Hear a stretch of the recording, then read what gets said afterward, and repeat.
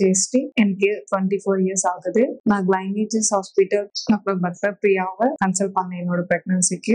என்னோட sister in லா தான் வந்து ரெக்கமெண்ட் பண்ணாங்க. பிளஸ் நானும் கூகுள் ரிவ்யூஸ் பார்த்தேன், நல்ல ரிவ்யூஸ் இருந்துச்சு. Plus sister in law normal delivery தான் ஆனதுனால எனக்கு இன்னும் இன்ட்ரெஸ்ட் அதிகமா இருந்தனால நான் வந்து டாக்டர் பத்ம பிரியாவை கன்சல்ட் பண்ணலான்னு பண்ணேன். ஃப்ரம் த டே 1ல இருந்து பிரெக்னன்சி ஃபுல்லாவே வந்து அவங்க நல்லா பார்த்துக்கிட்டாங்க. பிளஸ் அவங்க கொடுக்குற எல்லா இன்ஸ்ட்ரக்ஷன்ஸும் நான் ஃபாலோ பண்ணேன். Everything is good.